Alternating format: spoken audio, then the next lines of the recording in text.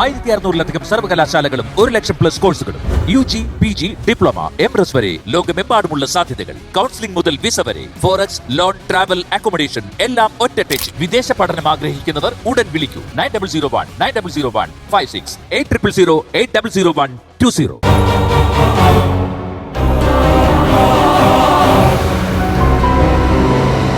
സാറേ, എന്തിനാ സാറേ തൊഴുന്നേ? ഇപ്പോ മാർക്കും ഞങ്ങൾക്ക് ദൈവത്തെ പോലെയാ. താനാണ് കത്തിയാൻ വരുന്ന ദൃശ്യം കണ്ടിട്ട് അവരുടെ മുഖത്ത് സന്തോഷം കണ്ടായിരുന്നല്ലോ. അതൊക്കെ ഒരു തീയായിട്ടുള്ളിൽ ഉണ്ടാവണം മഹാലക്ഷ്മി. എങ്കിലേ 2 ദിവസം നമുക്ക് ആടി തിമിർക്കാൻ പറ്റും. ഉണ്ടാവും. കമലേശ്വരത്ത് പോലീസ് വരും, ഇവിടെ വരും, ചിലപ്പോ ആ മേഘനാഥന്റെ വീട്ടിൽ വരും. ആ സമയത്തൊക്കെ ഞാനൊന്നും അറിഞ്ഞില്ലേ രാമനാരായണെന്ന് പറഞ്ഞ് മോളങ്ങ് നിന്നാ മതി. അല്ല, ഇന്നലെ ചെയ്ത കത്തിയെരിയുന്ന കണ്ടിട്ടല്ലേ അച്ഛൻ വന്നത്? അതിനീ മോക്ക് സംശയ? എന്നാലും അവളുടെ മുഖം കണ്ടായിരുന്നോ? എന്റെ മോളെ, അവൾ ഇതുവരെയും വന്നിട്ടില്ലല്ലോ. ഇന്നലെ രാത്രിയും ഇന്ന് രാവിലെയും വന്നിട്ടില്ലല്ലോ. എന്നാ പിന്നെ അവളുടെ ചിത തന്നെയല്ലേ കത്തിയത്? പിന്നെ അവള് പുറംതിരിഞ്ഞ് കിടക്കുന്നതൊക്കെ ഞാനും മേഘനൊക്കെ കണ്ടതാ. ഇത്തവണ മോൾക്ക് നിരാശപ്പെടേണ്ടി വരില്ല മോളെ. ആർക്കും നിരാശപ്പെടേണ്ടി വരില്ല. പിന്നെ ഇനി ഇതിന്റെ പേരില് പോലീസ് സ്റ്റേഷനും കോടതിയും കേസും വഴക്കും ഒന്നും ഉണ്ടാവാതിരുന്നാ മതിയായിരുന്നു. ഉണ്ടാവുന്നെങ്കിൽ അങ്ങ് ഉണ്ടാവട്ടെ. എന്നാലും അവള് ജീവനോടെ പാടില്ലെന്ന് എനിക്ക് വാശിയായിരുന്നു. അവിടെ ഉണ്ണിയേട്ടനും ഉണ്ണിയേട്ടന്റെ അമ്മയ്ക്കൊക്കെ ഭയങ്കര സന്തോഷായിട്ടുണ്ട്. എന്നുവെച്ച് ആഘോഷമൊന്നും നടത്തണ്ട കേട്ടോ. അതൊക്കെ നല്ല മതി.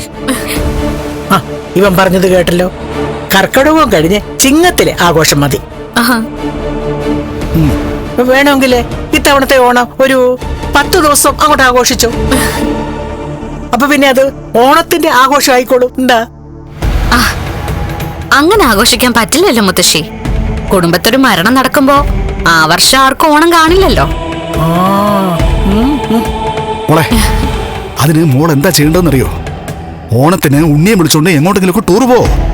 എന്നിട്ട് അവിടെ അടിച്ചു പൊളിച്ചിട്ട് 1-2 ദിവസം നിങ്ങളങ്ങ് താമസിക്കേ. അതിന് വേണ്ടുന്നതൊക്കെ ഞാൻ അറേഞ്ച് തരാം മോളെ.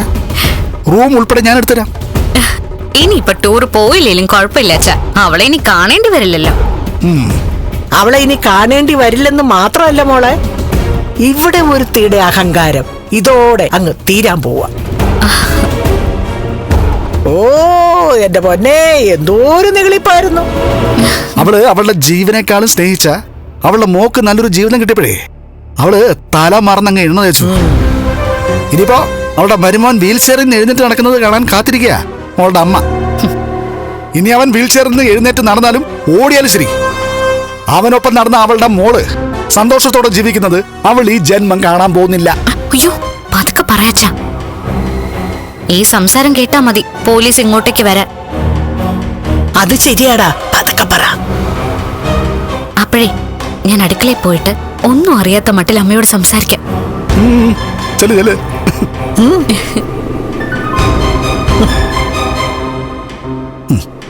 മോളുടെ മുഖം ഒന്ന് തെളിഞ്ഞു കണ്ടോ അമ്മേ? ഇതിനു വേണ്ടിയല്ലേ നമ്മളൊക്കെ ജീവിക്കുന്നേ. അതുകൊണ്ട് ഇനി ജയിലിൽ കിടക്കേണ്ടി വന്നാലും ഒരു കുഴപ്പമില്ല. എന്റെ മോളിങ്ങനെ ചിരിച്ചും സന്തോഷിച്ചും ജീവിച്ചാ മതി. എന്റെ ഭഗവാനെ.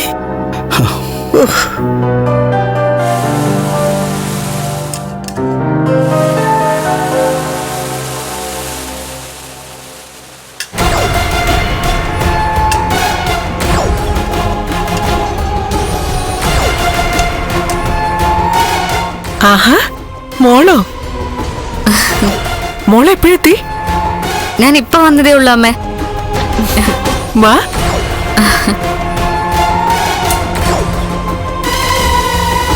അമ്മ എന്താ ഉണ്ടാക്കുന്നേ? ദോശയാണോ? ഇന്ന് ദോശ. മോള് നേരത്തെ വരുമെന്ന് പറഞ്ഞിരുന്നെങ്കിൽ മോൾക്ക് ഇഷ്ടപ്പെട്ടതൊക്കെ അമ്മ ഒരുക്കി വെക്കായിരുന്നല്ലോ. ഇന്നലെ വന്നപ്പോഴേ ഞാൻ പറഞ്ഞതല്ലേ നാളെ ഇങ്ങോട്ട് വരുമെന്ന്. എന്നാലും തറപ്പിച്ചു പറഞ്ഞില്ലല്ലോ. രാവിലെ അവിടുന്ന് പുറപ്പെടുന്നതിന് മുൻപെങ്കിലും ഒന്ന് വിളിക്കായിരുന്നല്ലോ മോളെ.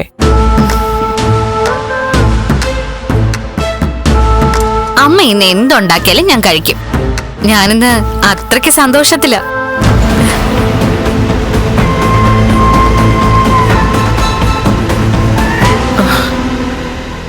അതെന്താ മോൾക്കിന്ന് ഇത്രയ്ക്ക് സന്തോഷം? എന്താ, എനിക്ക് സന്തോഷിക്കാൻ പാടില്ലേ? എന്റെ വയറ്റിലൊരു കുഞ്ഞുള്ളത് കൊണ്ട് ഇനി സങ്കടപ്പെടരുതെന്നാ ഡോക്ടർ പറഞ്ഞിരിക്കുന്നത്. അത് മോളെ കാണുമ്പോഴൊക്കെ ഞാനും പറയാറുള്ളതല്ലേ. അതെ, അതുകൊണ്ട് ഇനി ദുഷ്ടചിന്തകളൊന്നും പാടില്ലെന്നാ ഞാൻ തീരുമാനിച്ചിരിക്കുന്നത്. അങ്ങനെയെങ്കിലേ മോൾക്ക് ആരോഗ്യമുള്ള ഒരു കുഞ്ഞു പിറക്കും, ഒരു കേടുപാടും കൂടാതെ.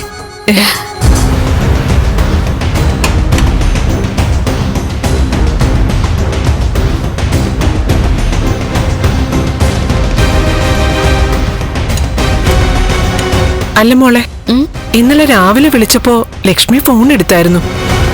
പിന്നെ ഒരു വൈകുന്നേരം ഒന്ന് വിളിച്ചപ്പോ എടുക്കുന്നില്ല.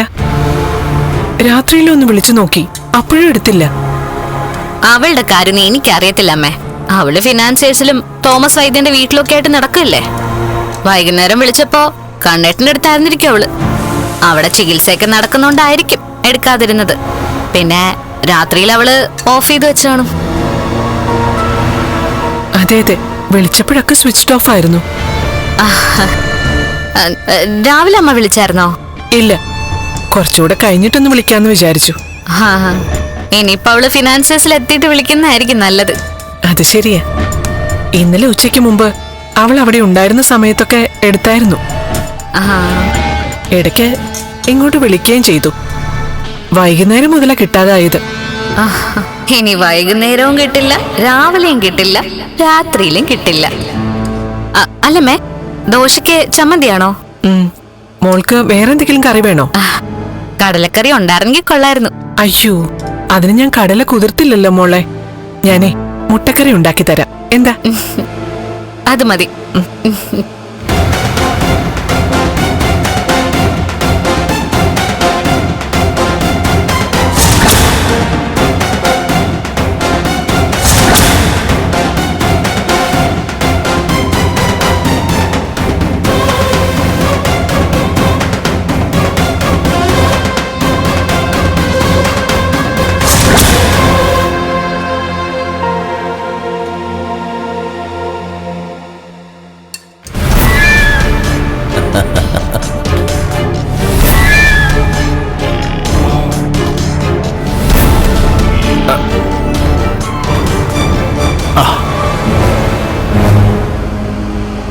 എടേടാ, നിന്റെ അപ്പച്ചി വിളിച്ചായിരുന്നു കമലേശ്വരത്ത് പോലീസ് വന്നിട്ട് പോയെന്ന്.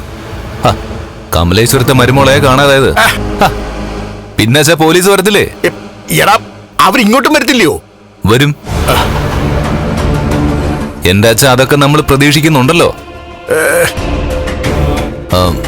അതുപോലെ തന്നെ പ്രതാപനങ്ങളുടെ വീട്ടിലും പോലീസ് വരും. പക്ഷെ നമുക്കൊന്നും അറിയത്തില്ല. എടാ, ഇവിടുത്തെ ഇപ്പോഴത്തെ CI ആളങ്ങനെ ശുപാർശ ഒന്നും കേൾക്കുന്ന ആളല്ല. അല്ലെങ്കിൽ കേസ് വഴിതിരിച്ചു വിടാമായിരുന്നു. അച്ഛൻ വെറുതെ ആവശ്യമില്ലാത്ത കാര്യത്തിനൊന്നും നിൽക്കണ്ട. ദേ, നമ്മളിപ്പോ ആർക്കും സംശയമില്ല. പിന്നെ ശുപാർശ ചെയ്യാൻ പോയാല് ഈ അന്വേഷണം നേരെ നമ്മുടെ നേർക്ക് തിരിയും. എനിക്ക് നെഞ്ചിടിപ്പുണ്ടടാ. അവനെ ഉണ്ണി വിളിച്ചിരുന്നു. ആനന്ദു ഇന്നലെ തന്നെ മഹാലക്ഷ്മിയെ പറ്റിയുള്ള വിവരങ്ങൾ തിരക്കിയെന്നാ പറഞ്ഞത്. ഇനിയിപ്പം ഇടയ്ക്കും മുറയ്ക്കൊക്കെ വിളിയുണ്ടാവും, അങ്ങോട്ടും ഇങ്ങോട്ടൊക്കെ. അതുപോലെ തന്നെ അഗസ്ത്യകൂടത്തിൽ കഴിയുന്നവൻ എത്രയും പെട്ടെന്ന് തന്നെ അവന്റെ തറവാട്ടിലേക്ക് തിരിച്ചു വരികയും ചെയ്യും. മഹാലക്ഷ്മി പോയി കഴിഞ്ഞാ പിന്നെ അവൻ എഴുന്നേറ്റ് നടക്കണമെന്ന് പോലും തോന്നത്തില്ല. മഞ്ജുവിനോട് നീ എന്തെങ്കിലും പറഞ്ഞായിരുന്നോ? മഹാലക്ഷ്മി ഇനി മടങ്ങി വരത്തില്ല എന്ന് പറഞ്ഞു. എടാ, അവൾ ആകെ നിരാശയില്ല. നിന്റെ അമ്മയും പെങ്ങളും ഒന്നും പഴയ സ്നേഹം അവളോട് കാണിക്കുന്നില്ല. സ്ത്രീധനമൊന്നും കിട്ടാത്തതിന്റെ ദേഷ്യം നിന്റെ അമ്മ പ്രകടിപ്പിക്കുന്നുണ്ട് മോനെ. അതൊന്നും വേണ്ടാന്ന് അച്ഛനാണ് അമ്മയുടെ അടുത്ത് പറഞ്ഞു കൊടുക്കേണ്ടത്. ഇനിയിപ്പോ മഹാലക്ഷ്മി അങ്ങ് പൊക്കഴിഞ്ഞ കണ്ണന്റെ സ്വത്തുക്കളും മൊത്തം ഉണ്ണിക്കും മഞ്ജുവിനും അവകാശപ്പെട്ടതാ. അതൊക്കെ കിട്ടിയെന്ന് പറയാൻ പറ്റത്തുള്ളൂ മോനെ. കണ്ണന്റെ കാലുകൾക്ക് തളർച്ചയുണ്ടെങ്കിലും അവന്റെ മനസ്സിന് നല്ല ബലവാ. ചില നേരത്ത് അവന്റെ അച്ഛനേക്കാളും ശക്തമായ തീരുമാനങ്ങൾ എടുക്കാൻ കഴിവുള്ള കൂട്ടത്തിലാ കണ്ണൻ. പിന്നെ അവനും അനന്തും ഒക്കെ വക്കീലന്മാരാ. അതൊക്കെ നമ്മൾ ഭയന്നേ പറ്റൂ. മഹാലക്ഷ്മിയെ കൊന്നത് നമ്മളാണെന്ന് പോലീസ് തെളിയിച്ചില്ലെങ്കിലും അതിന്റെ പിന്നിൽ പ്രവർത്തിച്ച ആൾക്കാരെയൊക്കെ കണ്ണന് തിരിച്ചറിയാൻ പറ്റും മേഘ. അതുകൊണ്ട് അവന്റെ സ്വത്തുക്കളെല്ലാം അവൻ ഏതെങ്കിലും ഒരു അനാഥാലയത്തിന്റെ പേരിൽ എഴുതി വെച്ചാലും മതി. അങ്ങനൊരു നീക്കം അവന്റെ ഭാഗത്തുനിന്നുണ്ടായ പിന്നെ ഞാൻ പറഞ്ഞ തന്നെ സംഭവിക്കും. ഭാര്യയ്ക്ക് പിന്നാലെ ഭർത്താവും അങ്ങ് പോവും. എന്നിട്ട് മഹാലക്ഷ്മിയുടെയും അവന്റെ അച്ഛന്റെയും അമ്മയുടെയും കൈയും പിടിച്ച് അവനും നടക്കും ഇരുട്ടിലൂടെ. അതല്ലാതെ പിന്നീട് അവൻ വെളിച്ചത്തേക്ക് വരില്ല.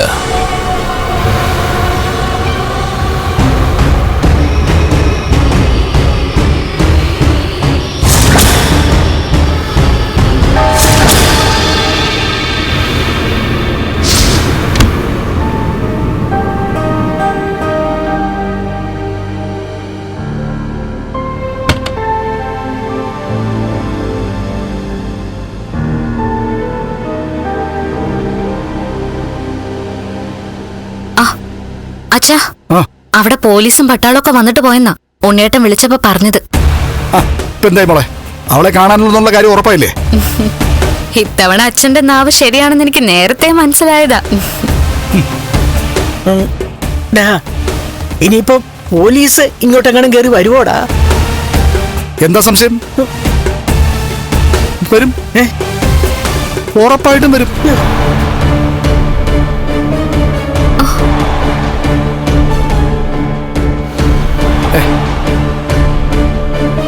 വേറൊന്നും കൊണ്ടല്ലമ്മേ, പോലീസ് ചെന്ന് കണ്ണനോട് ആരെങ്കിലും സംശയം ഉണ്ടോ എന്ന് ചോദിച്ചു കഴിഞ്ഞാൽ അവൻ എന്റെയും അവന്റെ അമ്മാവന്റെ ഒക്കെ പേര് പറയും. അതുകൊണ്ട് എല്ലായിടത്തും പോലീസ് കയറി ഇറങ്ങുന്നുള്ള കാര്യം ഉറപ്പാ. എനിക്ക് പേടിയായതുകൊണ്ടാ ഞാൻ അങ്ങോട്ട് പോവാതിരുന്നത്. ഇനിയിപ്പോ അവിടെ വന്നതുകൊണ്ട് അങ്ങോട്ട് പോവല്ലേ അച്ഛാ? അല്ലെങ്കിലും മോളോടൊന്നും ചോദിക്കാൻ പോകുന്നില്ല. ഇനിയിപ്പോ ചോദിച്ചാൽ തന്നെ മോക്കൊന്നും അറിയില്ല, അങ്ങനെ അങ്ങ് പറഞ്ഞാൽ മതി. ആ, അങ്ങനെ പറയുമ്പോഴോട്ടല്ലോ സങ്കടം മുഖത്ത് വേണം. അതെന്നോട് പറയേണ്ട കാര്യമില്ല മുത്തശ്ശി. അവളിനി വരത്തില്ലെങ്കിൽ എങ്ങനെ അഭിനയിക്കാനും ഞാൻ തയ്യാറാ. മോളെന്തെങ്കിലും കഴിച്ചായിരുന്നോ? ആ, അവള് മുട്ടക്കറി ഉണ്ടാക്കി ഡൈനിങ് ടേബിളെ വെക്കുന്നതേ ഉള്ളൂ. ആ, എന്നാ പിന്നെ മോള് പോയി കഴിക്കേ. അച്ഛൻ വരുന്നില്ലേ? ഓ, ഞാൻ വരുന്നില്ല മോളെ. അവിടെ വന്നാലേ ഞാൻ ചിലപ്പോ അട്ടഹസിച്ച് അങ്ങ് ചിരിച്ചു പോകും. എനിക്ക് ഈ സങ്കടം നടിക്കാനൊന്നും പറ്റില്ല. എന്ന് വെച്ചാൽ എന്റെ ജീവിതത്തില് ഇതുപോലെ ഞാൻ സന്തോഷിച്ചൊരു ദിവസമില്ല മോളെ. ഇന്നലെ രാത്രി മുതൽ ആ സന്തോഷം തുടങ്ങിയതാ. ഹോ, അതുകൊണ്ട് ശരീരം ആസകലം വേദനയായിട്ടും രാവിലെ തന്നെ പോയി അങ്ങ് കുളിച്ചേ. ഇപ്പൊ ആ വേദനയൊക്കെ പോയില്ലേടാ? ആ, കുറേശ്ശെ പോയി വരുന്നു. ഓ, എന്താ പിന്നെ പുറത്തോട്ടൊന്നും അധികം ഇറങ്ങണ്ട. ഇനി ഇറങ്ങിയാ നിന്നെ വേദനിപ്പിക്കാൻ മറ്റവും വരും. ആർക്കോ? അവനെ പേടിക്കണമെന്നാ മേക്കേട്ടനുൾപ്പെടെ എല്ലാരും പറയുന്നത്. അത് വെറും പറച്ചിലല്ല മോളെ, അവനെ പേടിക്കണം. അവനെക്കുറിച്ച് ഞാൻ കൂടുതൽ അന്വേഷിച്ചപ്പോ അവൻ ഭയങ്കര അപകടകാരിയാണെന്നാ പറയുന്നത്. നന്മയുള്ള ഗുണ്ട എന്നൊരു വിളിപ്പേരുണ്ട്. പോലീസിനേക്കാളും അവനെ പേടിക്കണം അല്ലേ പ്രതാപ? ആ, പിന്നെ പേടിച്ചേ പറ്റൂ. പോലീസിനെയൊക്കെ നമുക്ക് പറഞ്ഞു നിർത്താമേ, ഇവനെ പറഞ്ഞു നിർത്താൻ പറ്റില്ല. തനി വെട്ടുപോത്താ, അനുസരണയില്ലാത്ത വെട്ടുപോത്ത്. എന്നാ മോൾ അങ്ങോട്ട് ചെല്ല്, ചെന്നിട്ട് എന്തെങ്കിലും കഴിക്കേ. വാ മോളെ, കഴിച്ചിട്ടിരിക്കാം. വാ.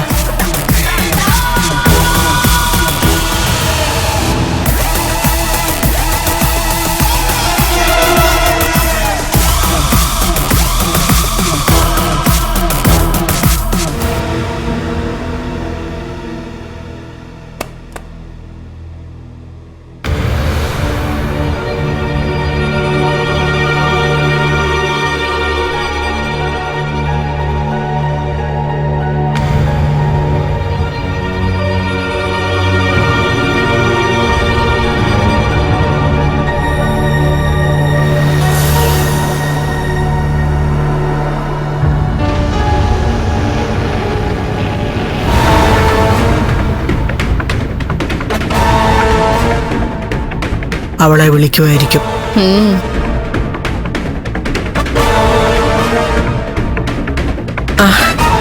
വാ മോളെ, ഇരിക്കെ. മുട്ടക്കറി റെഡിയായോ അമ്മേ? മുട്ട റോസ്റ്റാ, അതാണല്ലോ മോൾക്ക് ഇഷ്ടം. മോഹിനിയെ വല്ലപ്പോഴും കൂടിയാ മോള് വരുന്നത്. അപ്പൊ അവൾക്ക് വായിക്ക് രുചിയായിട്ട് എന്തെങ്കിലും ഉണ്ടാക്കി കൊടുക്കും മോഹിനി. അല്ല, നീ അവിടെ ആരെയാ വിളിച്ചോണ്ടിരുന്നേ? ലക്ഷ്മിയെ, അവളുടെ മൊബൈൽ സ്വിച്ച് ഓഫാ. ഇങ്ങനെ അവള് സ്വിച്ച് ഓഫ് ചെയ്ത് വെക്കാറേ ഇല്ല. ആ, എന്നാ പിന്നെ അവളുടെ കെട്ടിയവനെ വിളിച്ചുകൂടായിരുന്നോ? കണ്ണനെ ഞാൻ വിളിച്ചു, റിങ് ചെയ്യുന്നുണ്ട്, പക്ഷെ എടുക്കുന്നില്ല. അമ്മ നേരത്തെ പറഞ്ഞത് ലക്ഷ്മി ഫിനാൻസേഴ്സിൽ പോയിട്ട് വിളിക്കുന്നല്ലേ, പിന്നെന്തിനാ ഇപ്പൊ വിളിച്ചത്? അതെ അതെ, ഇപ്പൊ അവന് ഒഴിച്ചിലും പിടിച്ചിലും ഒക്കെ നടക്കുമായിരിക്കും. മൊബൈലൊക്കെ ഓഫ് ചെയ്ത് വെച്ചിട്ടേ അവള് ചിലപ്പോ കണ്ണന്റെ അടുത്തായിരിക്കൂടി. പിന്നെ നീ എന്തിനാടി അവളെ വെറുതെ പിടിച്ച് ശല്യപ്പെടുത്തുന്നേ? എന്നാലും ഇപ്പൊ ഒരു 4-5 വിളി ഇന്നലെ ഇന്നുമായിട്ട് മോൾ ഇങ്ങോട്ട് വിളിക്കേണ്ടതാ. ആ, ഇതുവരെ വിളിച്ചിട്ടില്ല. ഞാൻ അങ്ങോട്ട് വിളിച്ചിട്ട് എടുക്കുന്നുമില്ല. അമ്മ വെറുതെ അതേപ്പറ്റി ഒന്ന് ആലോചിക്കാതിരുന്ന് കഴിക്കാൻ നോക്ക്. ആ, മോളുടെ അച്ഛനെവിടെ? ഓ, വരുന്നില്ലെന്നാ പറഞ്ഞേ. അതെന്താ, അമ്മയുടെ മോന് വിശപ്പില്ലേ? അവനിപ്പൊ പഴയതുപോലെ വിശപ്പൊന്നും ഇല്ലെന്നേ. എന്ന് വെച്ചാ ഒരു വൃത്തികെട്ട ഗുണ്ട. അവന്റെ നെഞ്ചു മാത്രമല്ല, അവന്റെ വയറ് ഇടിച്ചു കൊളവാക്കി. ഇപ്പൊ വൻകുടലും ചെറുകുടലും എല്ലാം കൂടെ ഒന്നായി പോയെന്നാ അവൻ പറയുന്നത്. അമ്മയുടെ മോന്റെ കയ്യിലിരിപ്പ് ശരിയല്ലല്ലോ. ഓ, ഇനിയിപ്പൊ അതിനെപ്പറ്റി ഒന്നും പറയണ്ട. അവിടെ ഇരിക്കെ, അവൻ പിന്നെ വന്ന് കഴിച്ചോളും. വേണ്ട, എല്ലാരും കഴിച്ചിട്ട് ഞാൻ ഇരുന്നോളാം. അങ്ങനെ പറയല്ലേ അമ്മേ, ഇന്ന് എനിക്കൊപ്പം ഇരുന്ന് കഴിക്കേ. ദേ, മോളുടെ വയറ്റിലൊരു കുഞ്ഞുള്ളതാ. അവള് പറയുന്ന നീ കേക്ക്. എന്നാ പിന്നെ ഞാനും ഇരിക്കാം. ആ, അവിടെ ഇരിക്കേ, അതാ നല്ലത്. ഇനി പിന്നെ ചിലപ്പോ ഭക്ഷണമൊന്നും കഴിക്കണമെന്ന് തോന്നിയാലോ? അതെന്തിനാ ഞാൻ ഭക്ഷണം കഴിക്കാതിരിക്കുന്നത്? ഏയ്, അത് ഒന്നുമല്ല. പിന്നെ നമ്മള് ഭക്ഷണം നിരത്തി വെച്ചോണ്ട് ആരെയും കാത്തിരിക്കാൻ പാടില്ല. സമയത്ത് കഴിച്ചോണം. നീ ഒരു കാര്യം ചെയ്യ്, മോളുടെ കൂട്ടത്തിലിരുന്ന് കഴിക്കേ. ഞാന് അവന് 4 ദോശയും മുട്ടക്കറിയും കൂടി എടുത്ത് അവനകത്ത് കൊണ്ടുപോയി കൊടുക്കാം. അവിടെ ഇരുന്നാലും കഴിക്കാലോ. ഇന്ന് കുളിക്കാൻ നേരത്തെ അവന്റെ ശരീരത്തിന് നല്ല വേദനയുണ്ടെന്നാ പറഞ്ഞ്. എല്ലാം മാറിയതാണല്ലോ. ആ, മാറിയതാ. എന്നാലും കൈയും കാലും ഒക്കെ അനക്കുമ്പോ ഭയങ്കര വേദന എന്നാ പറയുന്നത്. മോള് കഴിക്കേ. ആ, കഴിക്കേ. മുട്ടക്കറി കൊള്ളാവോ മക്കളെ? നന്നായിട്ടുണ്ട്, അമ്മയല്ലേ വെച്ചത്. അതാണ്. എന്നാ പിന്നെ ദോശയും മുട്ടക്കറിയും നന്നായിട്ട് കഴിച്ചിട്ട് പോയാ മതി കേട്ടോ. അമ്മയും കഴിക്കേ. കഴിക്കാം മോളെ. നോക്കട്ടെ, ഉണ്ണിയേട്ടൻ വിളിക്കാണെങ്കിൽ പോണം. ഉണ്ണിയോട് ഇങ്ങോട്ട് വരാൻ പറയാത്തതെന്താ? രണ്ടാൾക്കും വേണ്ടതൊക്കെ ഞാൻ ഒരുക്കി തരുമായിരുന്നല്ലോ. ഇടയ്ക്ക് വരാം അമ്മേ. ഉണ്ണിയേട്ടനെ ജോലിയിൽ തരം താഴ്ത്തിയത് കൊണ്ട് അതിന്റെ വിഷമത്തിലാ ഉണ്ണിയേട്ടൻ. ഉണ്ണിയോട് നല്ല മനസ്സോടെ കണ്ണനെ സ്നേഹിക്കാൻ പറ മോളെ. അങ്ങനെയെങ്കിലേ കണ്ണൻ ഉണ്ണിക്ക് വേണ്ടതെല്ലാം കൊടുക്കും. അതിനിപ്പോ കമ്പനി ഭരിക്കുന്നത് അമ്മയുടെ മോളല്ലേ. അങ്ങനെയൊന്നും അല്ല മോളെ. അവര് ഭാര്യയും ഭർത്താവും ആയതുകൊണ്ട് ലക്ഷ്മിക്ക് കുറച്ച് അധികാരം കൊടുത്തിട്ടുണ്ട്. അതെന്തുകൊണ്ടാ മോളെ? കണ്ണൻ ലക്ഷ്മി സ്നേഹിക്കുന്നത് കൊണ്ടല്ലേ. അതുപോലെ ഉണ്ണിയോടും പറയണം കണ്ണന്റെ സ്നേഹം പിടിച്ചു പറ്റാൻ. ആ, മോളും കുറച്ച് മയത്തിലൊക്കെ കണ്ണനോടും ചേച്ചിയോടും പെരുമാറുമൊക്കെ വേണം. ആ, ഇനിയിപ്പൊ അങ്ങനെയൊക്കെ തന്നെ ജീവിക്കണമെന്നാ എന്റെ ആഗ്രഹം.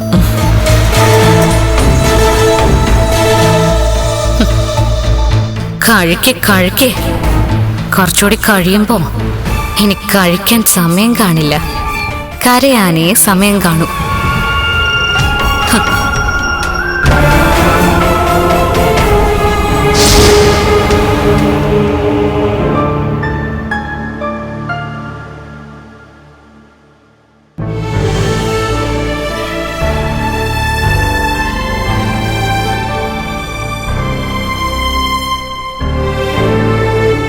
എന്നെ 1-2 തവണ വിളിച്ചു കണ്ണേട്ടന്റെ രണ്ടാനമ്മ. ഞാൻ മൊബൈൽ അറ്റൻഡ് ചെയ്തൊന്നുമില്ല. എന്താ അറ്റൻഡ് ചെയ്യാതിരുന്നേ? അറ്റൻഡ് ചെയ്തിട്ട് എന്നെ കാണാനില്ലെന്ന് പറഞ്ഞൂടായിരുന്നോ? ഇനി വിളിക്കുമ്പോഴാകട്ടെ. കണ്ണേട്ടനെ വിളിച്ച് കണ്ണേട്ടന്റെ ദുഃഖത്തിൽ പങ്കുചേർന്നിരിക്കുക എല്ലാവരും. ഇപ്പൊ അങ്ങോട്ട് മറഞ്ഞു നിന്ന് നോക്കിയാ അവിടുത്തെ ആഘോഷങ്ങളൊക്കെ കാണാം. വീട്ടിന് വെളിയിൽ ആഘോഷങ്ങളൊന്നും നടക്കില്ല, എന്നാൽ ഉള്ളില് ഇപ്പൊ കേക്കൊക്കെ മുറിച്ച് കാണും, ഫുഡൊക്കെ വരുത്തി എല്ലാവരും ഭക്ഷണം ആസ്വദിച്ച് കഴിക്കുന്നുണ്ടാവും. അതുറപ്പല്ലേ. അവിടെ മാത്രമല്ല, മേഘേട്ടന്റെ വീട്ടിലും എന്റെ വീട്ടിലും ഒക്കെ ഈ പാർപ്പ് വിളിയും ആഘോഷവും ഒക്കെ തുടങ്ങി കാണും.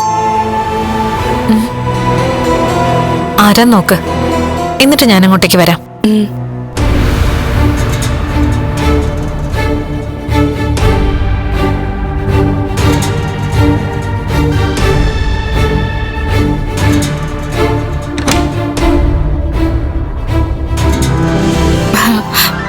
മാർക്കായിരുന്നോ?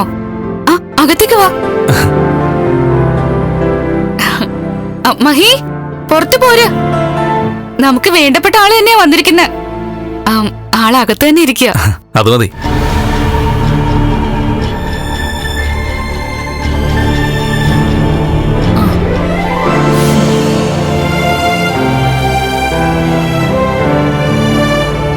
പകലകത്തിരുന്നാ മതി, രാത്രി നമുക്ക് പുറത്തിറങ്ങാം. രാത്രിയിലോ? മരിച്ചയാള് അർദ്ധരാത്രി നേരത്ത് പുറത്തിറങ്ങിയ അത് പിന്നെ പ്രേതമാ, മരിച്ചയാളുടെ ആത്മാവാ. ഞാൻ ആത്മാവാകണമെന്ന് നിർബന്ധമുണ്ടോ മാർക്കോ? ഉറപ്പായിട്ടും. കുറച്ചു ദിവസം അങ്ങനെ പോട്ടെ. മഹാലക്ഷ്മി മരണപ്പെട്ടെന്ന് വിശ്വസിക്കുന്നവര് മഹാലക്ഷ്മിയെ ഭയന്ന് കഴിയട്ടെ.